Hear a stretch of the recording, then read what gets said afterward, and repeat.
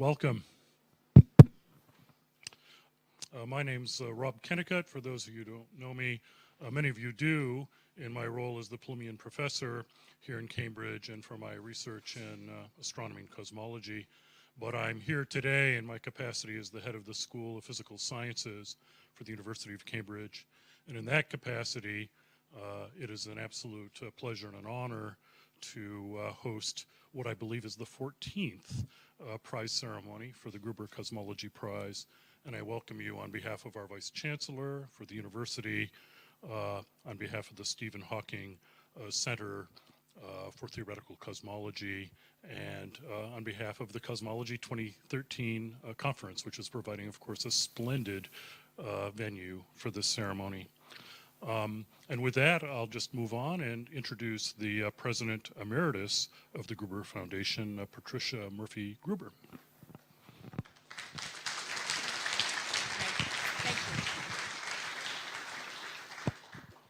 Thank you to all of you, to the conference organizers, to Professor Kennicott.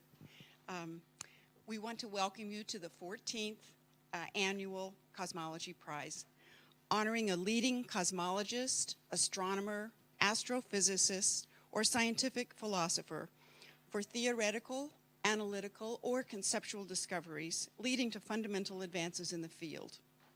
We are delighted to join the Cosmo 2013 conference here at the Stephen Hawking Center for Theoretical Cosmology to present the prize.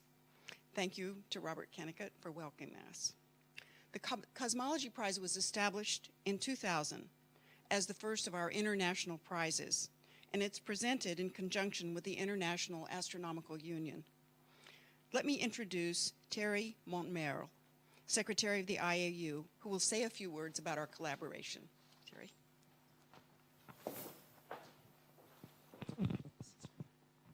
Thank you very much, Patricia. It's a great honor to be here. The IU and the Foundation have had this collaboration ever since the year 2000, and as you have heard, we are now at the 14th episode of these ceremonies. Now I would like to draw the attention, of course, to another initiative that has been taken by the Gruber Foundation in collaboration with the IU, is the creation of the Gruber Fellowship for young researchers.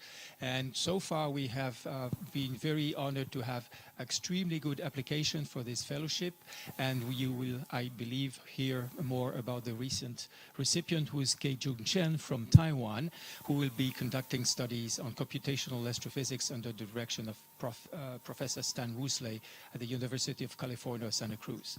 So I'm very proud to be here. I'm very honored. And I take this opportunity by cheating a little bit to address the audience of the Cosmo 2013 conference, because the IU is undergoing major reforms, in particular to make more space, if I can say so, to the modern physics, to cosmology, to the new horizons. And I hope that many of you young people will join the IU if it's not the case yet. It's not the case for our recipients today, and it's probably the IU's fault that has not been attentive enough to these new emerging fields. So with this, I conclude. Thank you very much, Mrs. Gruber, and thank you all in attending this beautiful ceremony.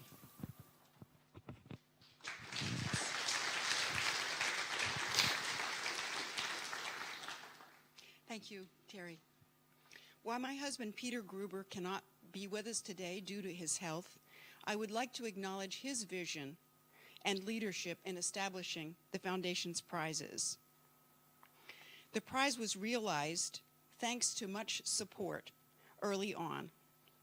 Among the support we received was that from Martin Rees, and of course from the IAU, our partner since 2000.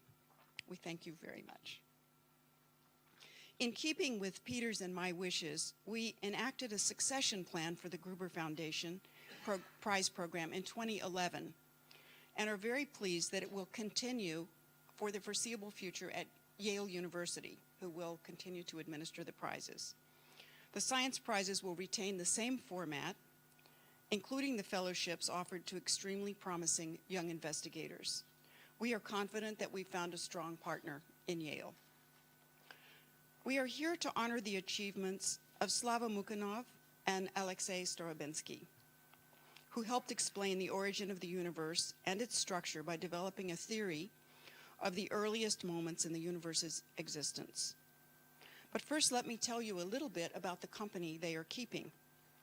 The Foundation's prize program, which was established in 2000, currently presents 3 annual $500,000 prizes in the fields of cosmology, genetics, and neuroscience. Each prize recognizes achievements and discoveries that produce fundamental shifts in human knowledge. On April 16th, at the 21st International Congress of Genetics in Singapore, the Genetics Prize was presented to Svante Pääbo.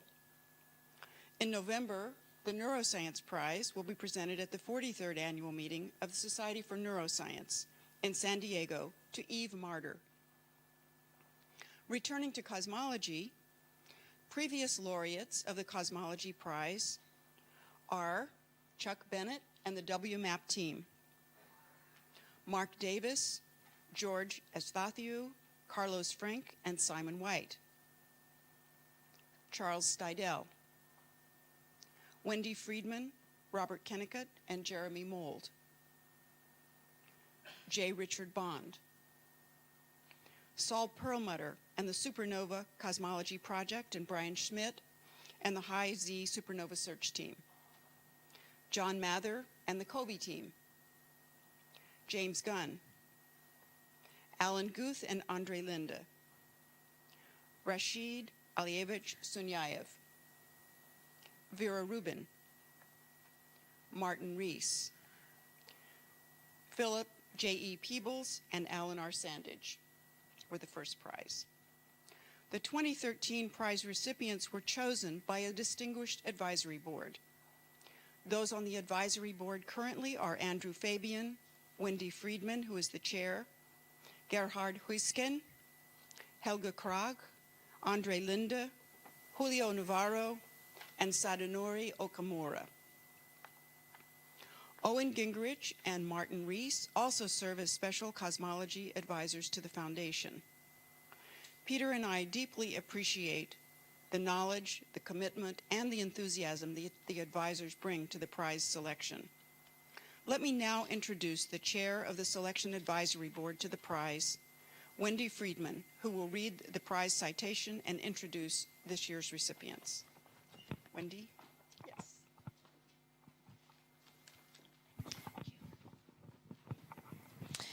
The official citation to the prize states, "The Gruber Foundation proudly presents the 2013 Cosmology Prize to Slava Mukhinov and Alexei Starobinsky for their profound contribution to inflationary cosmology and the theory of inflationary perturbations of the metric. These developments changed our view on the origin of structure of our universe and on the mechanism of formation of its structure."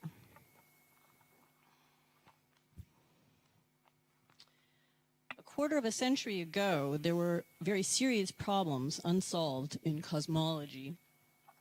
The observations of the cosmic microwave background showed a homogeneous universe on the very largest scales. There was insufficient time in the early universe for different regions of the universe to have been in causal contact. How did this uniformity come to be? And then where did the inhomogeneities that gave rise to the structure we see on the scales of galaxies, clusters of galaxies, and superclusters, the cosmic web we now observe, how did that arise? Working within the Soviet Union, in the late 1970s and the early 1980s, Alexei Starobinsky and Slava Mukhinov and the late G.V. Chibisov began to explore the effects of quantum fluctuations in the early universe. In a remarkable set of prescient papers, they made a number of predictions. The power spectrum of the primordial fluctuations would be Gaussian, that is, have a very clear set of statistical properties, simple properties. The fluctuations would have equal amplitudes for all types of matter and energy, that is so-called adiabatic fluctuations. The scalar index for the spectral fluctuations would be nearly, but not exactly, equal to 1, and in fact, specifically, less than 1. The gravitational field would show fluctuations, and quantum fluctuations would be stretched exponentially during the expansion and act as the seeds for the present structure that we see in the universe today. And this now is one of the central tenets of inflationary cosmology. Remarkably, increasingly accurate measurements over the past 2 decades, including a suite of balloon, high altitude, South Pole experiments, and those in space, including COBE, WMAP, and most recently the Planck satellite, have put the predictions of Mukhanov and Starobinsky, and more generally the theory of inflation, through increasingly stringent tests, which have stood the test of time. This groundbreaking work, radical and bold at the time, and initially unknown outside of the Soviet Union, is now widely recognized as some of the most powerful and profound contributions to inflationary cosmology. It is with sincere pleasure that I now call on Slava Mukhanov and Alexei Starobinsky to come forward and receive their prize.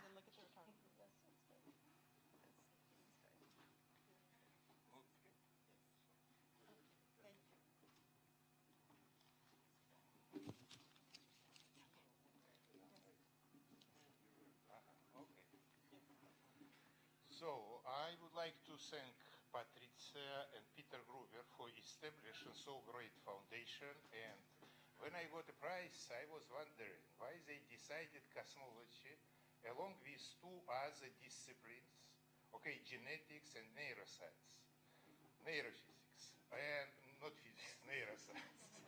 And then, okay, I went to the homepage of Gruber Foundation and I found very clear statement by Peter Gruber why it's cosmology. Okay, because some of the people, I think outside of this auditorium, think that cosmology is not very different from religion. But nevertheless, I think it contributes to the moral health of the society, not less than religion. Unfortunately, we cannot explain it. But what Peter Gruber wrote, that cosmology is the most scientifically rigorous, aesthetically elegant, and the most poetic of the sciences, and I completely agree with him. And I would also add that what distinguishes cosmology from astrology, the first part of the sentence, that it's most scientifically rigorous. You see, about astrology, I cannot say the same thing. And of course, second thing, I would like to thank distinguished selection committee headed by Wendy for appreciating of the role of quantum fluctuations. Okay, so when astronomers agreed that they were quantum fluctuations, then perhaps there are no doubt among physicists that they were really quantum fluctuations which were responsible for the large-scale structure, and of course for appreciation and my household contribution to this field. Okay, thank you.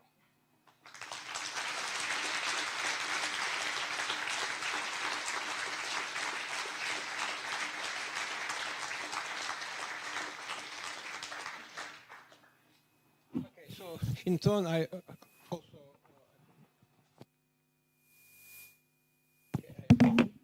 I want to thank Patricia and Peter Gruber and the whole Gruber Foundation for organizing and with for organizing and donating money for this prize, and also the selection committee for choosing Salava Imukhanov and me for this prize. And actually, in my talk, I shall explain you in more detail what Salava Imukhanov has just shortly said. I really shall try to explain why cosmology really had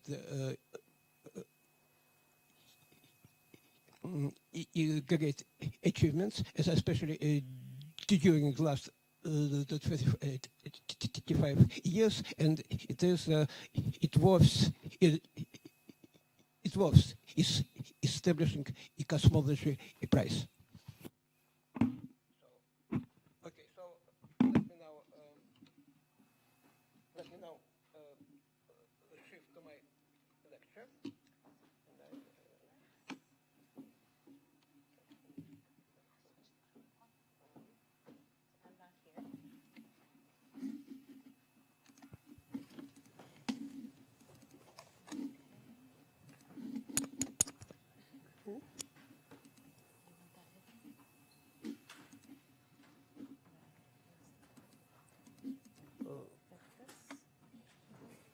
It's full screen, I think. Control there. Okay. Okay. So, what was actually done in our papers, and actually was later confirmed by remarkable observational, remarkable experiments, is, I would say, one more step. It's not possible to make one more step into the history of our universe in the past. Okay, so that's why I shall try to explain you and present you the modern vision of the history of the universe, and why, and show that it is indeed expand greatly, expand in some sense it was. During the last approximately 25 years, and shortly mention about main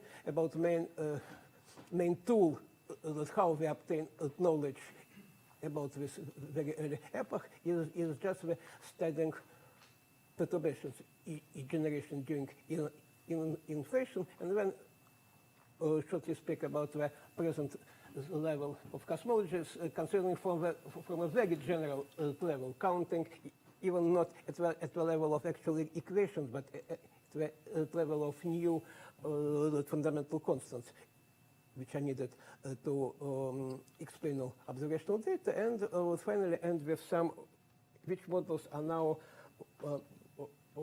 produce the best fit to recent observational data, and I explain what I actually mean by the best fit. Okay, when really cosmology has two parts, two phases, and one is studying the contemporary universe, including its present matter constant, and but also investigating the past of our universe. And as I said, this number is a little bit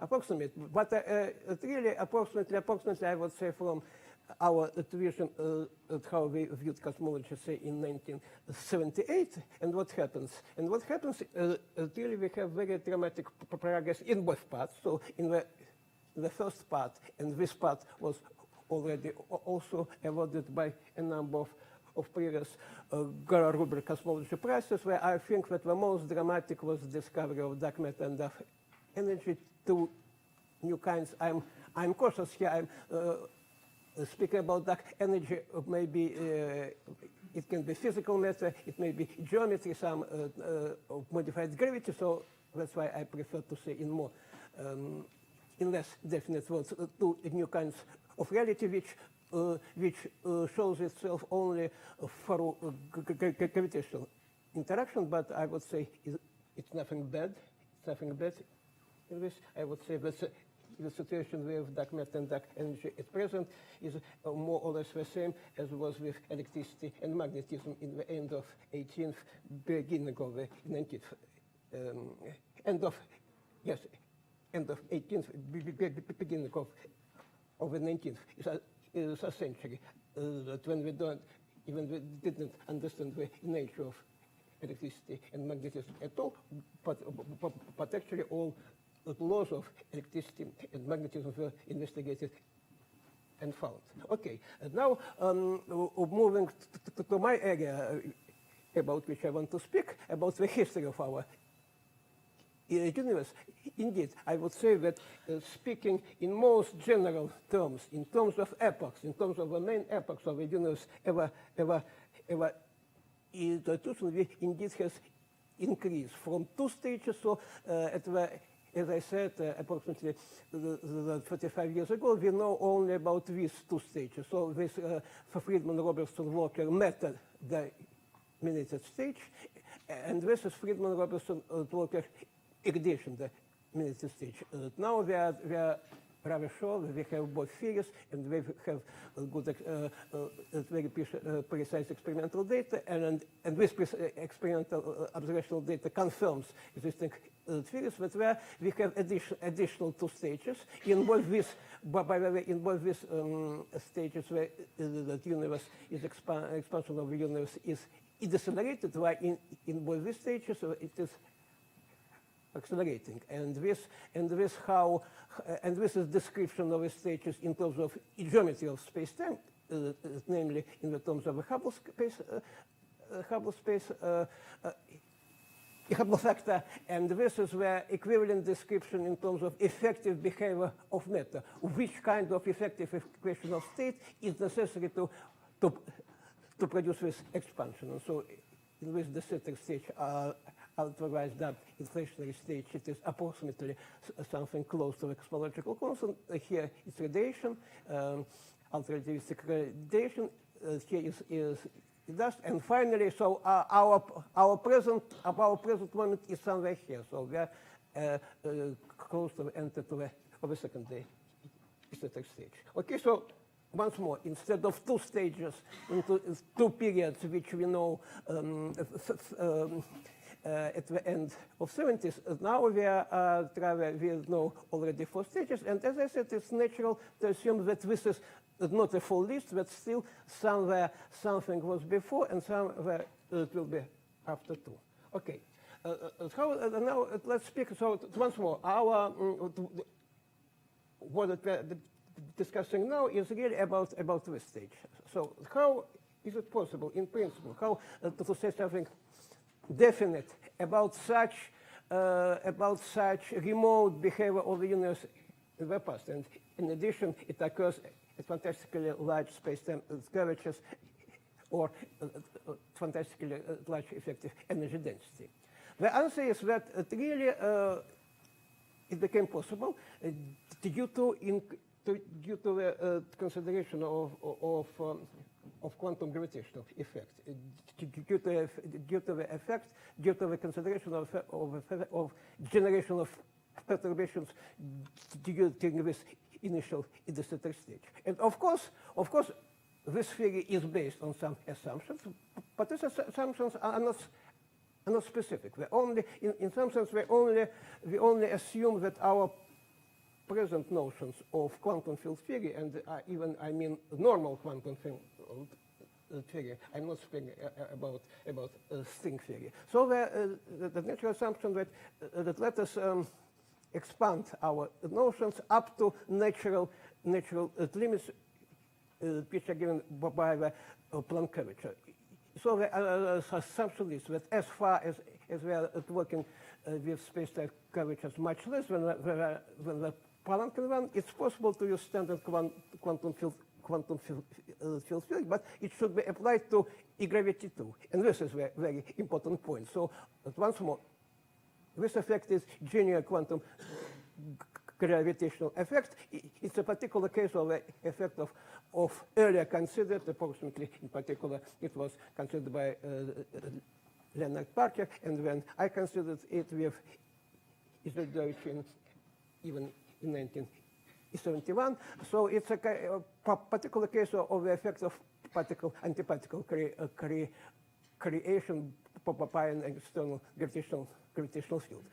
What is very important that the internally consistent description of this effect requires equantization of a space-time kinetic. In particular, and I think it will be discussed by Slava Mukhanov in more detail, where a quantity which is actually quantized is not some scalar field. It's actually a linear combination of a scalar field in the longitudinal part of a space-time kinetic. But from applying further the principle of general covariance, it follows that it's impossible to quantize only the longitudinal part of the space-time magnetic and not to equantize gravitons themselves. So this theory predicts not only matter perturbation, it predicts also primordial gravitational waves. And also it's once more, people are often speaking about that quantum gravity is impossible to construct it due to the divergence as well.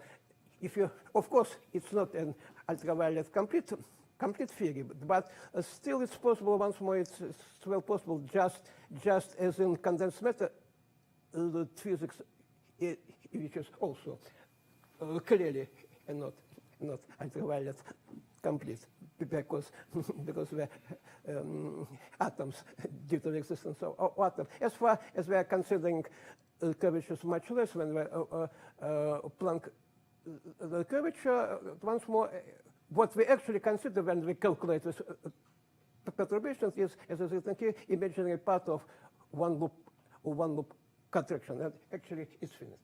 Okay. Okay, and clearly the second important thing.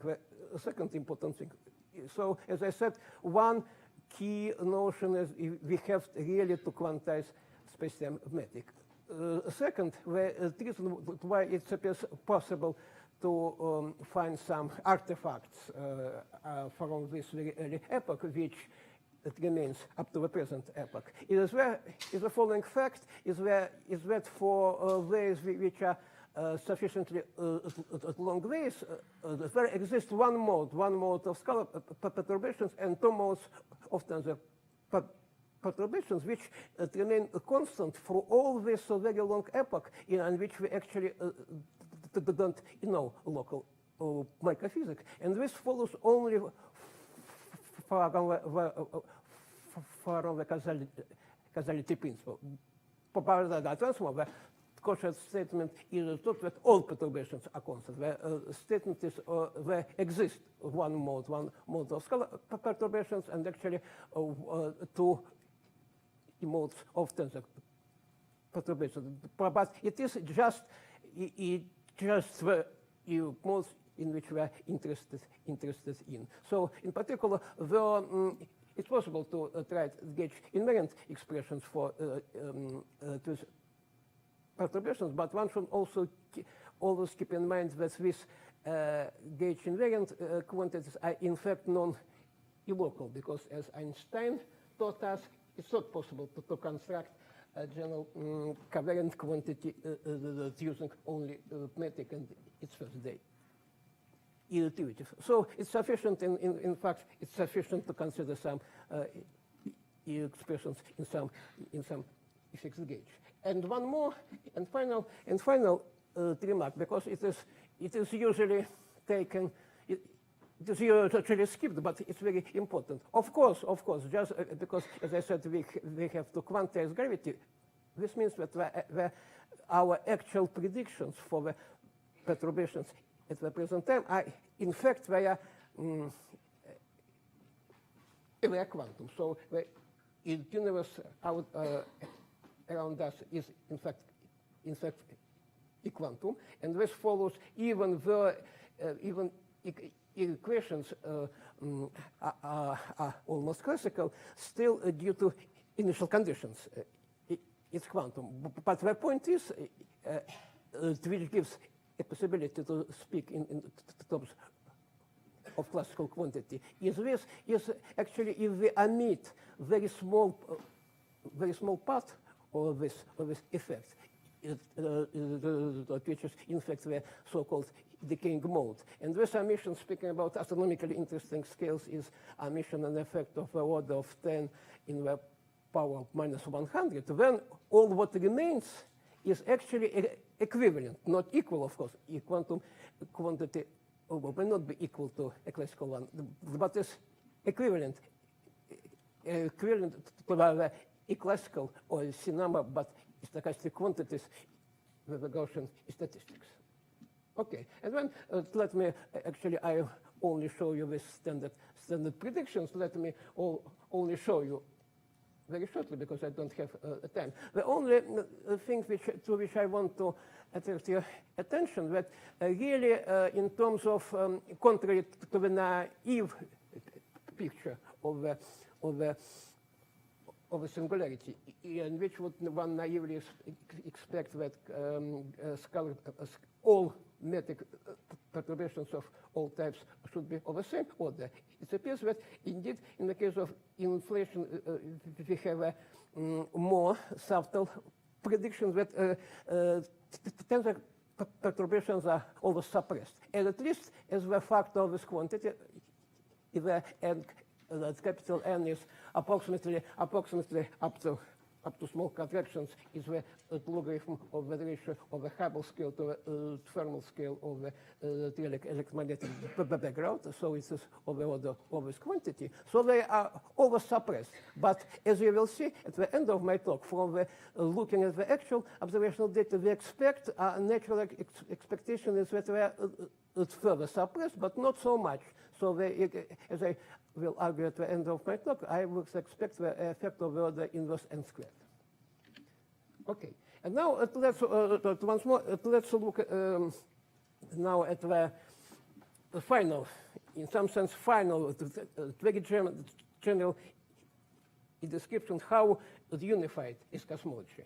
Now the degree of the unification of any fundamental theory can be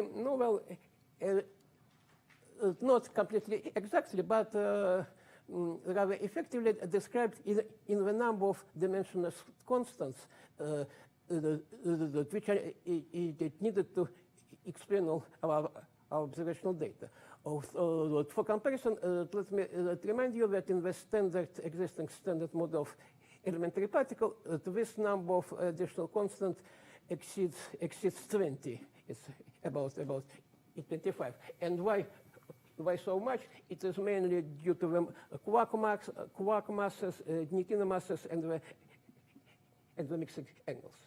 So my statement is that at the present state of that, cosmology needs introduces additional four additional constants, which cannot be at the present state of that, may not be derived from some more fundamental theory. And of course, in such general language, so it is language in some sense, it's like instead of explaining the equations of quantum electrodynamics, I would say only find a structure constant. Okay, but of course, beyond fine structure constants, that represents a whole theory. So okay, so what are these constants?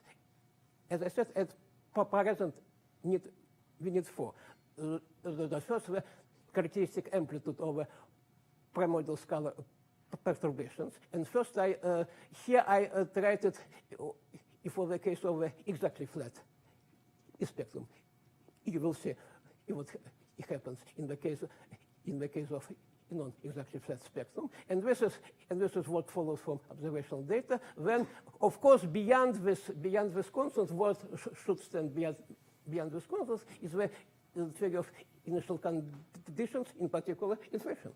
Okay, then back to photon ratio. Once more, if this coefficient is of the order of unity, so you look, it's it's sufficient to look only on this number. So okay, so of course, what stands beyond this number is some theory of baryogenesis. Then baryon to ratio of baryon to total non-relativistic matter density. Once more, this number should be finally explained from some theory of dark matter. And finally, the energy density of present dark energy, which is characterized by one number that you may express as either effective energy density in terms of gram per centimeter cube, or if you prefer dimensional quantities, it is this small quantity, but I should say that all quantities expressed in Planck, all laboratory quantities expressed in Planck units are small. For example, the water density expressed in this units is also 10 to the minus 90. Okay, and of course, what stands beyond this quantity is some theory of present dark energy. Okay. Well, the minimal, what is called the minimal present standard cosmological dark model actually contains 3 more parameters: H0, the present value of a Hubble constant, but of course it's not a constant at all, it's simply a present value of a Hubble parameter. It contains the tau, the so-called over optical width after recombination. It's indeed a constant, but it's certainly it's not fundamental. It's no more fundamental than, say, a constant in the famous Coulomb-Amanton law. Okay, for those who forgot what is Coulomb-Amanton law, it's the law of Idrai friction. Okay, and finally, the quantity which is most interesting is NS minus 1. The deviation of the average spectrum slope of matter density perturbations from the case of the exactly flat spectrum. This is indeed a new fundamental constant, but theory is ready. The existing theory is ready to express it through some other constant. And so my statement is we need not introduce the fifth constants. Okay. So, as I said, indeed, I would say for me in particular, the most remarkable result, or the most important for me, the result of the Planck and UMAP experiment is what we really, it was measured. This new constant was measured, and it is small, as expected, but now we are interested not only in the smallness, we are actually interested in its actual value. And the statement is that there exist inflationary models which predict just the same behavior, and in particular, just my pioneer models, strictly speaking, simplified variant of my original models, just predicts this value, and this is just was just calculated in the paper by Mohanfan Cherisov. Okay, and so once more, and this shows you now, let's show you shortly with combined results from Planck and other experiments. Okay, you see some points here. Okay, okay, 1 sigma contour. So let's, if we restrict ourselves only to see MB data to avoid some systematic effects, then let's look only on the red contours. Okay, and of course you see that all already, if we can exclude many inflationary models, but let me now a little bit extrapolate this observation data, and let's speak not about the models which are on the border to be being excluded. Let's consider just these models which lie in the center first. And when a natural hypothesis, let's just these models, which models are obtained for some scales. So let's assume that this value of the capital N is not specifically somehow, is not specific. So let's assume not, so once more, this is checked for N of the order of E5060. And okay, and this is check 2. So if you introduce ns minus 1 equal to 0.04, this means the assumption that R is much less than 0.32, and this is indeed this is satisfied. Okay, so now let's assume for elegance, of course, and simplicity, that this is not only the behavior for specifically n corresponding to our present moment, but for all n from unity up to this number. And then it's possible to reconstruct what other model which produce the best fit, which model are most favored and simplest according to this criterion, and the list is the following. First we have, as I already mentioned, R plus R squared model. Then we have a scalar field with 5-4 potential and very strong non-minimal coupling, including, in particular, a Higgs inflationary model. A Higgs inflationary model is simply additional assumption that this field is essentially the Higgs field, but of course it's not necessary. But it's also possible to achieve it in the minimally coupled model. But then we should have some with specific potential, which does not. It looks like neither as new inflation nor as chaotic inflation. And what is interesting for these natural models, which produce, as I said, most favored, we can obtain the natural prediction for the amount of primordial gravitational waves. Though in principle R can be arbitrarily small, for this class of models it appears that it's small but not too small. As I said, it's parametric in inverse n squared, and we have a preferred value, effective value for alpha, which appears in both these models for reaches of the order of 1/4%. Okay, and so let's now come to my conclusions about, I would say, which actually refers to the general state of cosmology at the present time. So at present, cosmology requires the introduction of 4 fundamental constants to describe observational data, additional to those known from laboratory physics. One new fundamental constant has recently been discovered, and this is ns minus 1, and we are up to I would say approximately 15% accuracy we know at this value, but this value can be predicted in some inflationary models including the Pioneer one.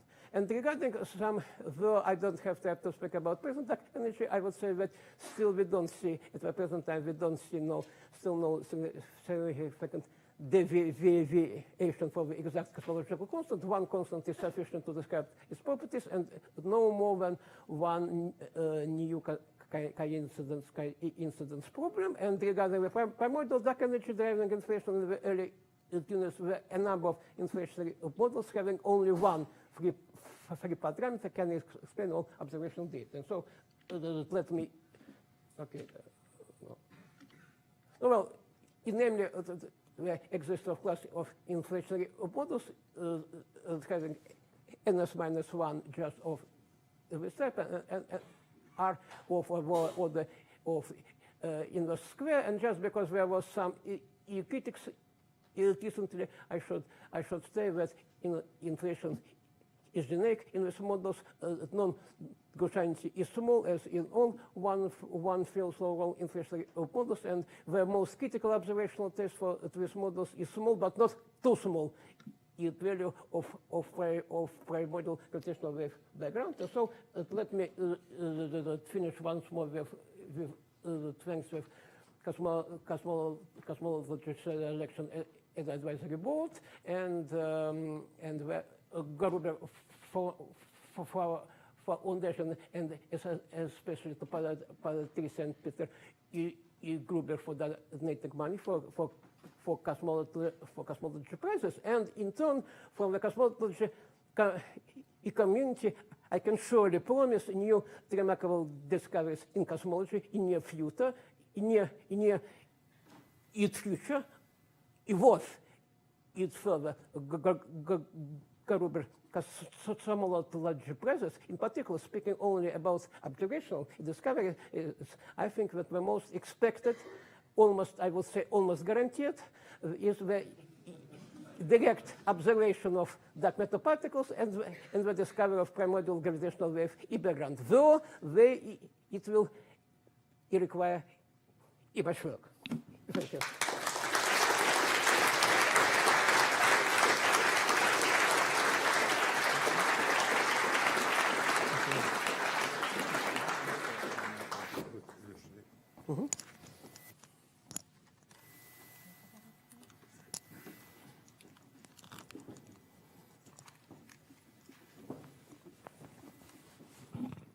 Okay, good.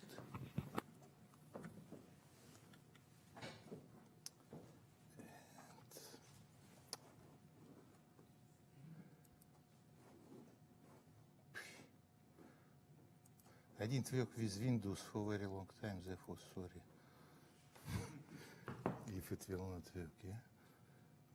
Okay, slideshow.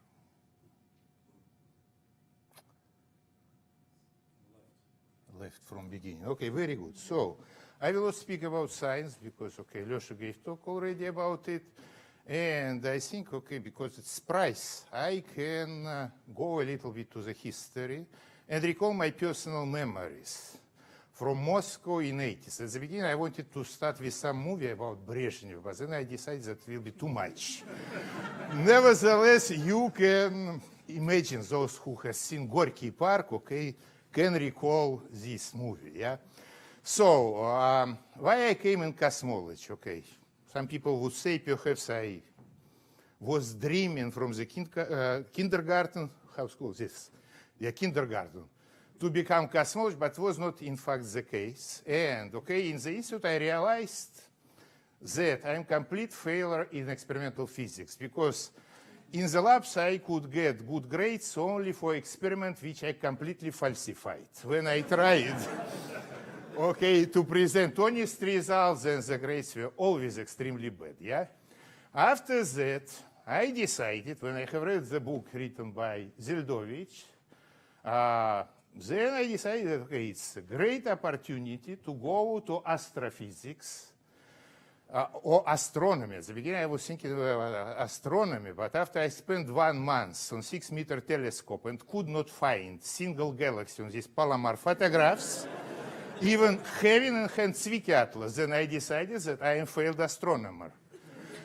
Okay, the next choice was, of course, astrophysics, but in astrophysics at this time was Martin Rees, and, okay, very shortly I understood that I cannot compete with him.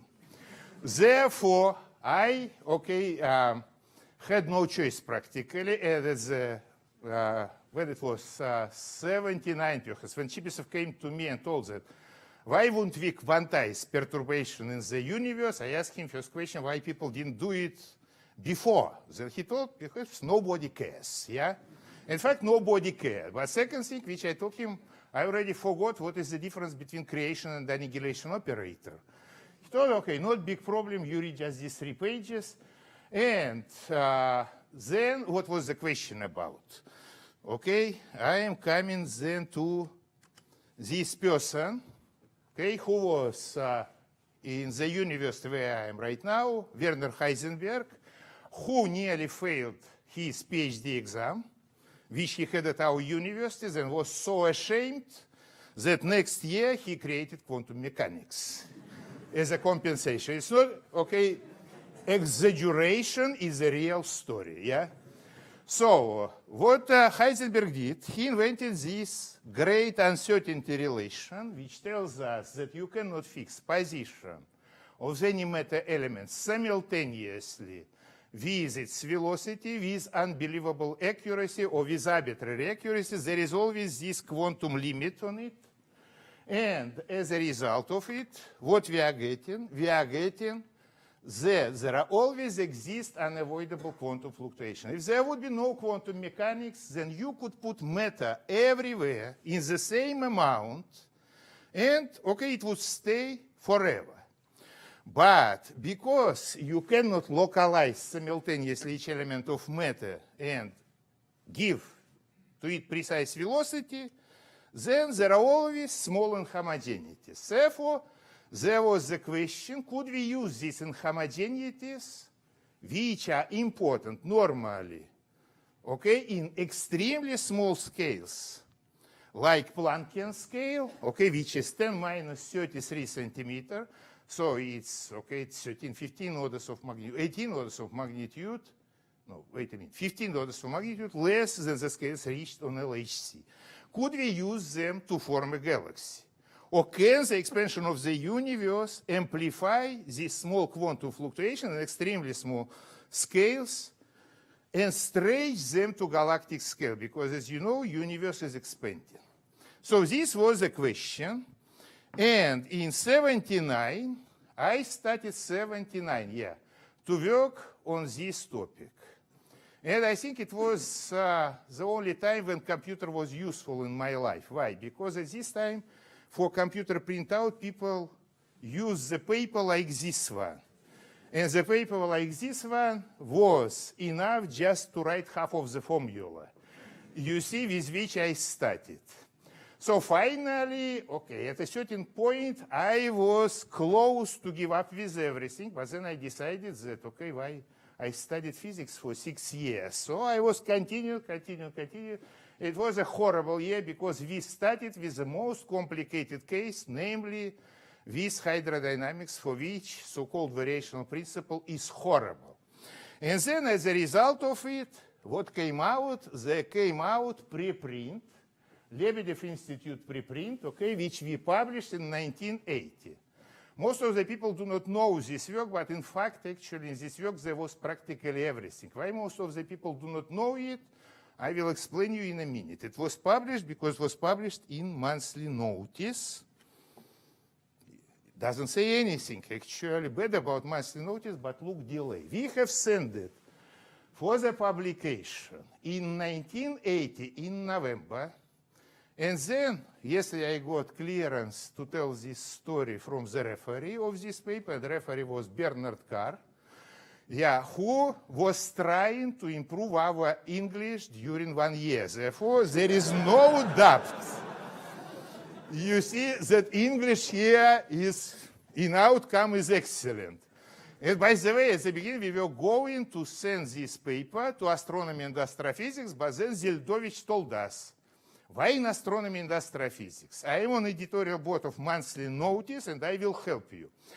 Therefore, okay, next year, when Bernard came in Moscow, he was trying to clarify, did we send paper in 2 journals, in both in monthly notice and astronomy and astrophysics, or only in monthly notice? And my English at this time was perhaps at the same level like right now my Chinese. I couldn't even understand the question, you see? So finally I said no, the whole thing was over, and we got from monthly notice paper back asking to retype everything there, okay? Because Bernard has written everything with pencil. But then there was question who will type this paper. And you see, in Soviet Union it was not very cheap in the price. If you wanted to get it for free, you needed to wait for half a year because, okay, your secretaries had a line of people who wanted to publish the paper. Otherwise, you have to pay. And it was about 30 rubles. I will tell you that was a quarter of my monthly salary because Chibisov refused to pay anything. So finally, in half a year, okay, there was a special council of theoretical department in Lebedev Institute. And of course, because these people are smart, they found an excellent solution. They told the theoretical department will pay from their own funds 13 rubles instead of 26. And if secretary will refuse to retype it for 13 rubles, she will be fined. You see, it was still possible. So paper was, in Soviet Union, paper was finally typed. and send 2 monthly notice. And in fact, I will show you. Here, by the way, the date should be 1980, but perhaps people, when they were typing these things, it's recorded, yeah? They couldn't believe their eyes that the paper is delayed by 2 years. After that, okay, I will show you that all essential formulas were there already. For instance, this kind of quantization variables, equation for perturbations, even that is the same thing, okay, which came out later. The only thing which was missing in this paper that I didn't know at this time, I am ashamed, what is the scalar field? If I would take scalar field, would substitute in this formula, the next day I would get full result, yeah? But you know that, okay, I had the wrong background. Also, pay attention that, okay, notation in this paper are somehow strange. And you know why it came so? Because when you were sending paper in Russian journal, to distinguish capital case from lowercase, you were writing C, S, okay, it means lowercase. Or Z means capital case. But this was with the pencil, so you don't need to print it out. But because in England people have different traditions, they print it out all these things. Also, by the way, to show up that this is index, in Russian, people use colored pencil to do it like this one. Fortunately, okay, in the how's it called? In the print office, there was no this kind of symbols. When I have seen this formula, it's not the most horrible one, they're much worse looking. I wrote letter asking to remove all these underlining and upperlining. And I got letter, no problem, you have to pay 300 pounds. Just to give you idea what was for me at this time 300 pounds, I would tell you that, first of all, I couldn't change rubles in pound officially, but if I would do it in officially, besides of prison, if I would be captured, yeah, I needed to spend 2 years' salary. Therefore, paper came out like it came out, but already in this paper, in fact, we got essential result.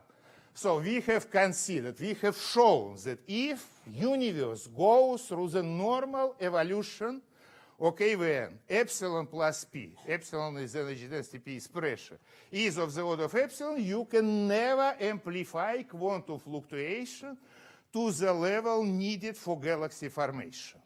It was one of the essential statements, but nevertheless, we found that if you have what people know right now as cosmic inflation, but at this time the word inflation, of course, was not yet invented in cosmology, only in economics, yeah?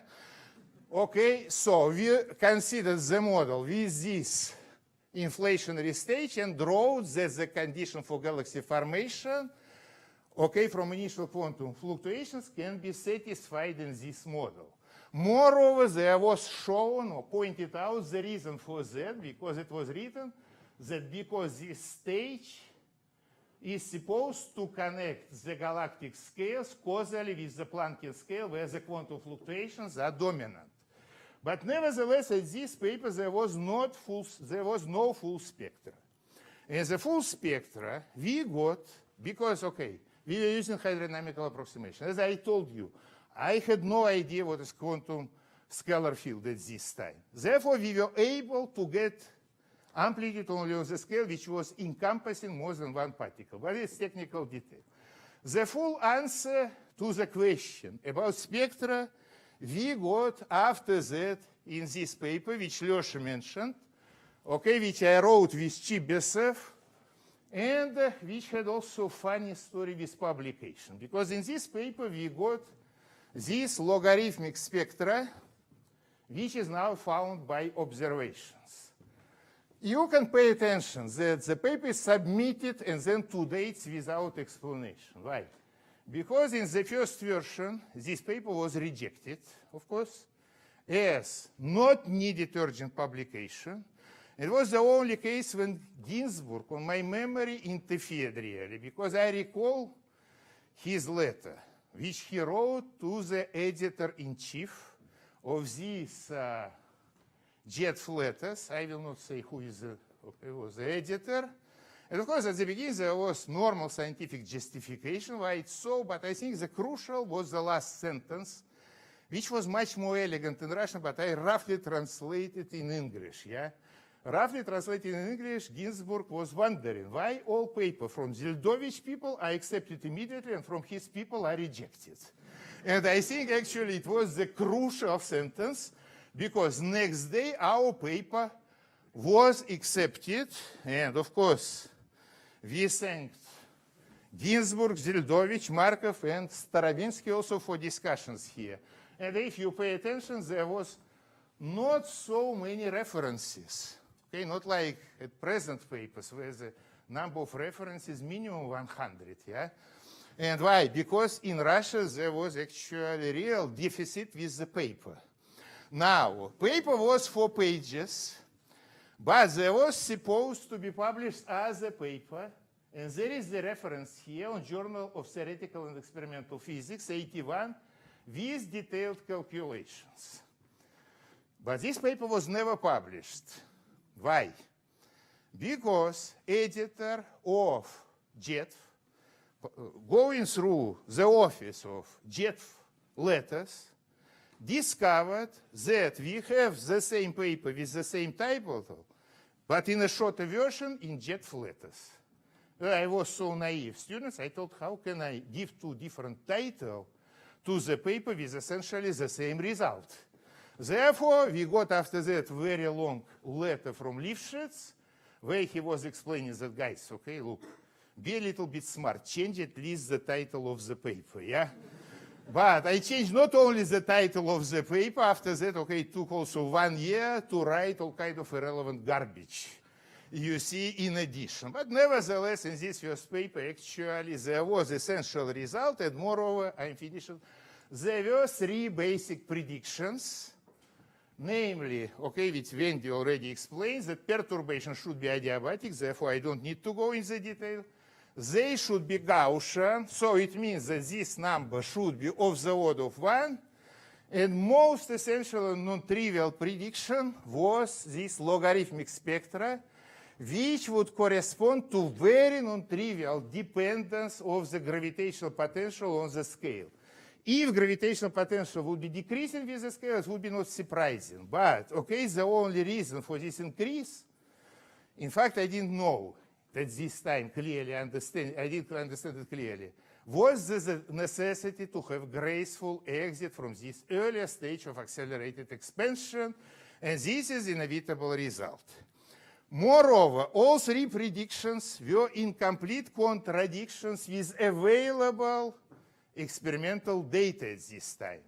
Because if you recall, those who were at this time, the most popular theory of galaxy formation, there was entropy theory of galaxy formation, which was pushed in very distinguished university forward. Only people who were working with this failure, okay, as they said, called adiabatic perturbations were mostly Zildovich and Sunyaev, okay, who is here.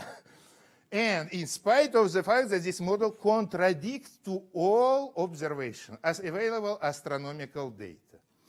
Now, about Gaussian, non-Gaussian, I would tell you also even in the 90s there was this theory of textures, okay, forget about textures and cosmic strings, etc., etc., etc. If you would take this kind of prediction, which made me a little bit unhappy. You know why unhappy? Because, of course, I would be much more happy if I would get completely flat spectra. That would be Harrison-Zildovich spectra, then I would please Zildovich more. And this was the only experimental criteria at this time, as you understand. Fortunately, okay, from theoretical papers, it's not required that they are proved experimentally, because otherwise I would need to wait until this year to get my PhD, as you understand. And moreover, this paper would never be accepted. Nevertheless, as you know, astrophysics is actually interesting science in the sense that, okay, you trust the things, but not completely trust. And here I would recall you the following thing. If I would take these 3 predictions, would add 1 more prediction of accelerated expansion stage, omega equal 1, would use all astrophysics which we know today. Okay, not so-called 6 parameters model, but I can take, for instance, Hubble constant from observations which Wendy is doing. Then I could take baryon from deuterium abundance. I can take omega lambda from supernova observation. And then using these 3 predictions, I could derive this theoretical curve as a prediction which you should see on the sky. But at this time, there was no any hope to see it whatsoever because people could not see even fluctuation, as you know. And, okay, as Weinberg said, fortunately I have read it before, that our mistake is not that we take our theories too seriously, but that we do not take them seriously enough. I took the thing seriously only in 90s when there came, okay, first detection of the background radiation. I am finishing, yeah, shortly. So, because after, okay, this thing were discovered, I was shown from conference to conference this transparency, especially stressing spectral index, okay? And to be on safe side, I was writing here even 0.9, you see? And of course, was obvious that it's more or less, and never Harrison-Zeldovich, yeah? Not too much gravitational wave, and Gaussian perturbations were more or less obvious thing. You know, then, this transparency actually was creating me a lot of trouble with some people whom I do not want to name, but I told, but if people will not find this thing, what you will do? I told, okay, quit cosmology. And I do not remember, now I will tell my standard joke, I do not remember when this transparency was written, but if you look at, pay attention to these things, then, okay, according to the quality of the ink, perhaps it was produced still in Soviet Union, yeah? Therefore, it should be earlier 90s. Now, what happens actually in 90s?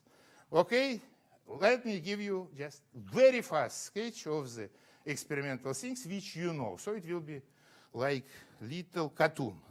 You know, okay, this was the sky in background radiation when it was discovered in 65.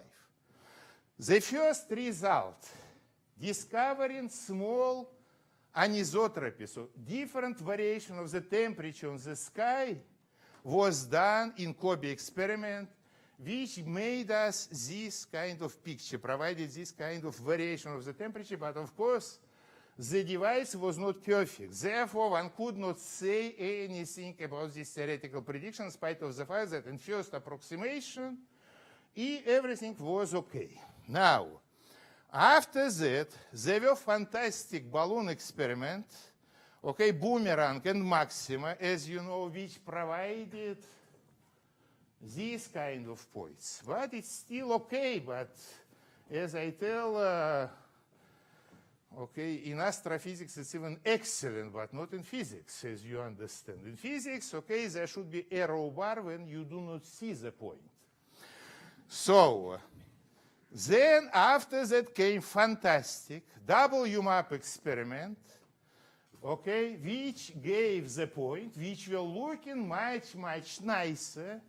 And already at this time, first time I started to suspect that perhaps in a short time we will be able to reach the purpose which was unimaginable. Because 2003 there was Nobel Symposium, I asked Lyman Page, okay, could you find this deviation? He told me, impossible, practically, okay, in this kind of experiment, you have to have the next generation of the experiment. But then, after symposium, I got from him, okay, this kind of message that he is doing some. I also got it from Lyman clearance to show this exchange of messages. Yeah, I showed them, in fact, in Planck conference. Yeah. So Lyman wrote that he is writing proposal specifically if spectral index would be 0.99, would you throw in the toil on inflation? I wrote to him, if you will find that it's 0.99 plus 0.01 at 3 sigma level, then no doubt. I forget about inflation. You see, now, what happened? Okay, in 3 years, the first time, there were reported deviation of spectral index from n equal 1 at the level of 3 sigma. But of course, I am suspicious with this sigma, especially if you deal with cosmos, yeah? Therefore, I asked, how much from your own money, say, what fraction of all you have would you bet for n equal smaller than 1? And Lyman, like honest guy, told me a lot. I do not know how much a lot, but okay, many thousand and few beers, okay, I accept. Look, but after that, what happened? Spectral index from experiment to experiment started to slide up. And at a certain point, it went even to 0.98. You see, because people were combining small-scale experiment with large-scale experiment. It was not quite clear what will happen. And I think this year, with this fantastic device, we got final answer. I hope that next year it will not slide. And, okay, this fantastic device provided us this map. And moreover, if you will look, it provided us this experimental point where, by the way, the arrow bars here are 3 times smaller than the point. I didn't pay attention at the beginning to this thing, but then drawing this curve from one slide to the other, I magnified the thing and I found that there is arrow bars there. Nevertheless, you see? And if you will compare with this curve with theoretical prediction, you see how it comes. It's beautiful. What follows from here? From here, there is also the measurement, extra measurement of polarization, it's T component of polarization, where, by the way, this red curve is not best fit curve, it's also prediction, and these are experimental points, okay? And next year, we will get the detailed picture of this curve. So now, when I will combine this thing, I will find that all 4 predictions of this stage of earlier cosmic acceleration were confirmed. Namely, it was discovered the total omega in the universe is equal 1, okay? And up to 2000, nobody from astronomers was taking this thing seriously before dark energy was discovered. You see, after it was discovered, everybody said, oh, what it could be else. I recall my conversation with Ms. Bauer. I told him, okay, it could be whatever you want. But if you would say that omega equal 1 in 80s people, they would think that perhaps you have to consult your psychiatrist because all observational data were against. 95, they were against. As they came in order in 2000. Adiabatic perturbation, less than 1% of cosmic strings, actually, which a lot of people loved a lot, but now not anymore. Gaussian perturbations were not detected, non-Gaussianity, which made, again, a lot of people unhappy, but what one can do? It's a nature, so you have to accept the fact like it is. And do not say after that the universe is boring. Universe is extremely exciting. How we know it is? You see, if you would find large non-Gaussianities, it would not be science anymore. It would be so-called data fitting after that. So, and the most amazing thing, that the deviation of spectral index from n equal 1, number 0.96, was discovered at the level of 6 sigma. I think nobody was speaking before in cosmology or in astrophysics about 6 sigma. And if I'm not mistaken, by next year, this 6 sigma will become 12 sigma. And 12 and infinity is the same, more or less. Yeah. So, therefore, I think that there is no doubt that the whole picture was confirmed. You see, in spite of the fact that when I was giving, not this talk, but similar talk recently in Erich, then Zikiki told me, it's unbelievable, but it's hard to digest. But you know how evolution goes. Normally, at the beginning, it's impossible. Then hard to digest. Then everybody starts to believe that it's okay, and at the end, it's obvious, you see? So I think, okay, one more step, and the things will become obvious here.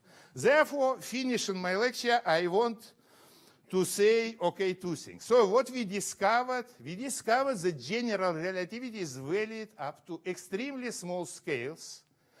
We discovered that universe was accelerating, and finally we discovered that we all, fortunately or unfortunately, originated from quantum fluctuation, believe you or not.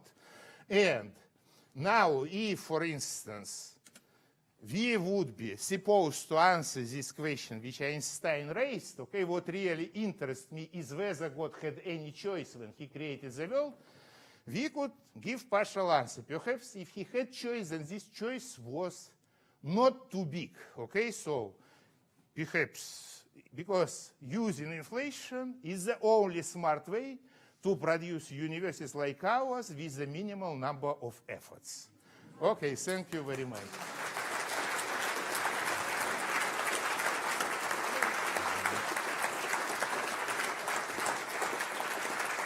So now we are supposed to answer questions or we You close? can go to the reception and this will really close. No, this way.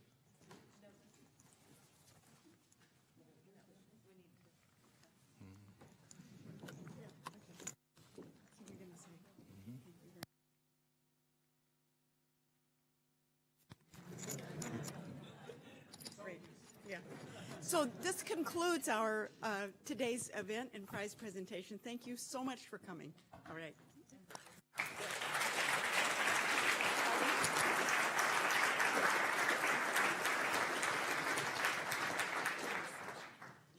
There will be a reception immediately following this. Thank you. I know. I don't.